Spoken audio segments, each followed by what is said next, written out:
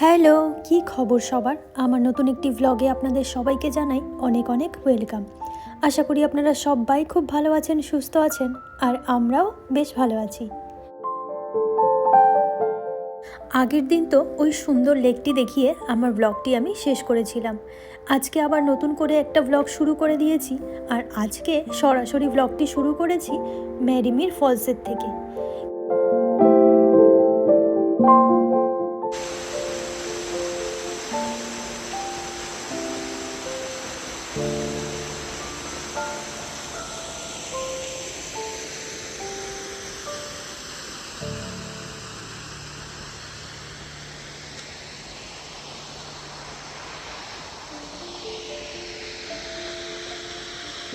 প্রায় অনেক দূর থেকেই শুনছিলাম গভীর জঙ্গলের ভেতরে জলের আওয়াজ। তারপরে তো সরাসরি এখানে এসে দেখলাম সুন্দর একটা ঝর্ণা রয়েছে এখানে। আর সেই গভীর জঙ্গল হালকাভাবে ভেদ করে সূর্যের রশ্মি এসে পড়েছে সেই ঝর্ণার উপরে। আর এটাই ছিল সেই বিখ্যাত ম্যারিমির ফলস। এখন তবে এটা জলটা অনেকটাই কম, যেহেতু এখনও পুরোপুরি বৃষ্টি শুরু হয়নি। যখন পুরোপুরি বৃষ্টি শুরু হয়ে যাবে এই জলটা বেড়ে কিন্তু আবার অনেকটা হয়ে যাবে। আর আজকে সারাদিন তো ঘুরেছি, সেই জন্য অনেকটা ক্লান্তও হয়ে গেছি। কিন্তু এত সুন্দর ঝর্ণার কাছে এসে একদম যে তার কাছাকাছি যাব না সেটা তো হয় না। সেই জন্য আবার টুকটুক করে একটু ঝর্ণার সামনে চলে গেলাম, যাতে ঝর্ণার একটু জল গায়ের মধ্যে লাগাতে পারি।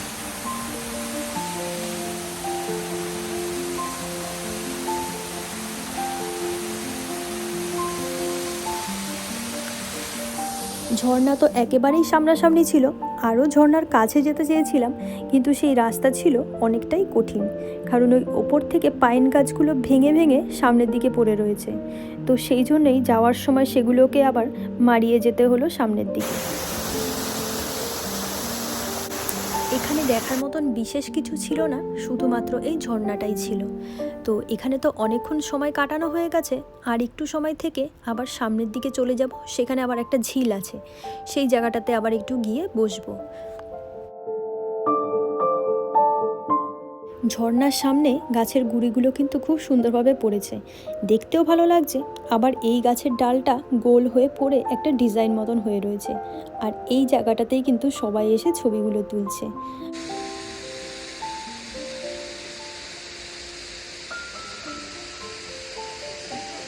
আর এই ঝর্ণার জলগুলো একদম বেয়ে বেয়ে জঙ্গলের ভেতরের দিকে চলে গেছে।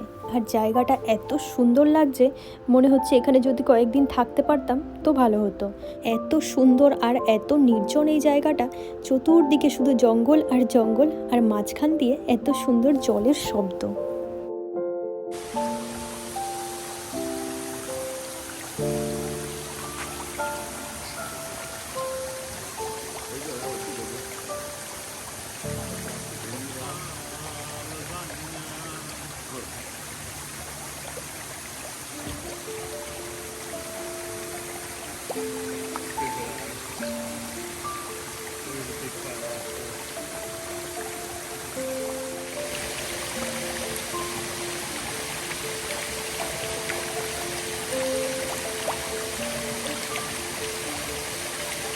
এই গভীর জঙ্গলের ভেতরে এত সুন্দর ঝর্ণা জলের শব্দ সত্যিই অপূর্ব লাগছে। মনে হচ্ছে এখানে যদি কয়েক ঘন্টা থেকে যেতে পারতাম, চুপটি করে এই শব্দটা শুনতাম, ভীষণই ভালো লাগতো।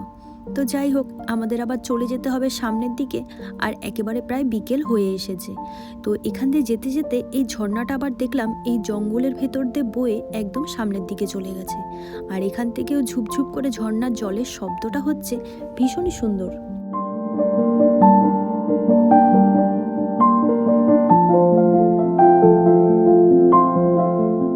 এই জঙ্গলের মধ্যে দিয়েই কিন্তু ছিল এই ঝর্ণার কাছে আসার রাস্তা। এখন আবার এই জঙ্গলের রাস্তা দিয়েই বেরোতে হচ্ছে সামনে যে ক্রিকটিতে যাব সেইখানে যাওয়ার জন্য। আর এখানে বসারও জায়গা রয়েছে, আর সূর্যের আলোটা এত সুন্দর করে পড়ছে এই জায়গাটাতে, সব কিছু মিলিয়ে ভীষণই সুন্দর ছিল এই জায়গাটা।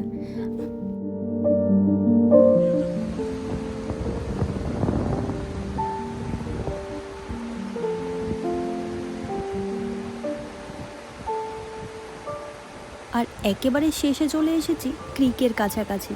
ওপর থেকে দেখছিলাম এটা, এত সুন্দর লাগছে দেখতে, মনে হচ্ছে ঘন্টাখানিক ওপরেই বসে এটাকে দেখি। তারপরে আবার ভাবছিলাম যে সময় যেহেতু পেরিয়ে যাচ্ছে, সেই জন্য আবার তাড়াহুড়ো করে নিচের দিকেও নেমে যাচ্ছি এই পাথরের ওপর দিয়ে। এখানে নামার জন্যও কিন্তু আবার রাস্তা রয়েছে, সেটা আবার একটু ওই সাইডে। আর যেহেতু পাহাড় চড়তে ভালোবাসি, সেই জন্য ভাবলাম যেহেতু একটু মৌকা পেয়েছি, এটা বেয়ে বেয়ে আবার নিচের দিকে নেমে যাই।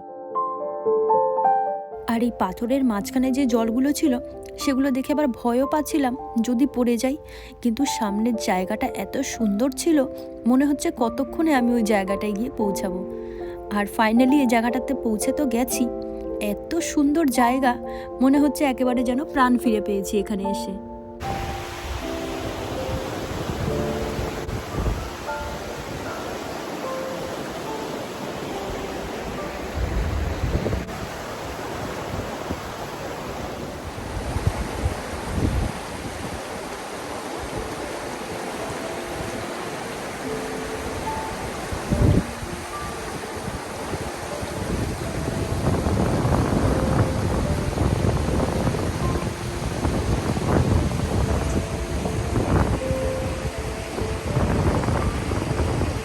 এখন তো একেবারেই পড়ন্ত বিকেল, আর সূর্যিমামা ডুববে ডুববে করেও এখনও ডুবতে পারেনি। সেই জন্য সূর্যের আলোটাও খুব সুন্দর করে এই পাথরের ওপরে আর এই জলের উপর পড়ছে, দেখতে ভীষণই সুন্দর লাগছে।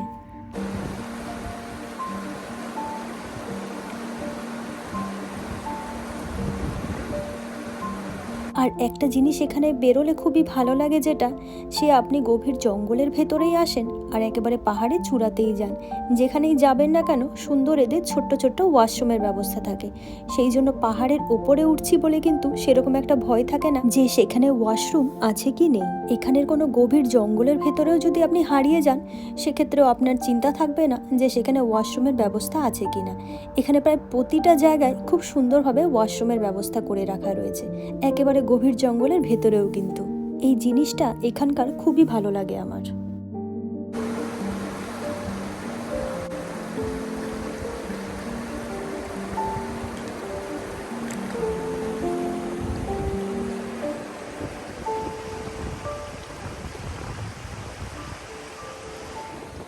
এই জায়গাটার চতুর্দিকে ছিল পাহাড়, আর পাহাড়ের কোল বেয়ে বেয়ে ছিল লম্বাভাবে দাঁড়িয়ে থাকা পাইন গাছগুলো। আর সূর্যের আলোটাও খুব সুন্দরভাবে পড়ছে ওপর থেকে। সব কিছু মিলিয়ে অপূর্ব সুন্দর একটা জায়গা আজকে দেখতে পারলাম। আর এরকম কোনো জায়গায় ঘুরতে আসলে আমি যে জিনিসটা সব থেকে বেশি মিস করি, সেটা হলো আমার মাকে।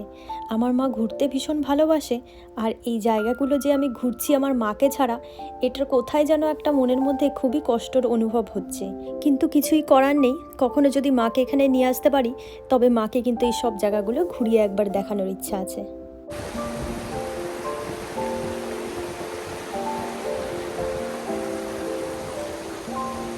আর এখন তো প্রায় বিকেল হয়ে এসেছে, আর আমরা কিন্তু ঘর থেকে বেরিয়েছিলাম ভোর 4টের সময়।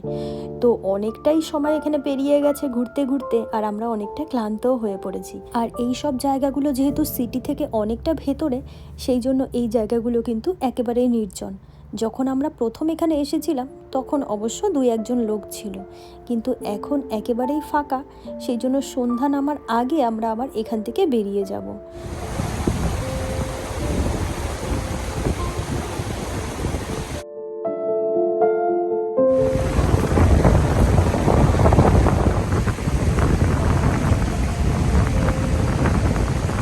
অনেকক্ষণ ধরেই ভাবছিলাম ওই জলের ভেতরে যে পাথরগুলো আছে ওই পর্যন্ত একটু যাই, তারপরে আস্তে আস্তে ধীরে ধীরে সেখানে যাওয়ার চেষ্টাও করেছি। কিন্তু পাথরগুলো এত স্লিপ কাটছিল, ভীষণ ভয়ও পাচ্ছিলাম। কিন্তু এত সুন্দর জায়গায় এত কাছাকাছি এসে যদি একটু জলের ভেতরে না নামি, সেই জন্য আবার একটু জলের কাছাকাছি গেলাম।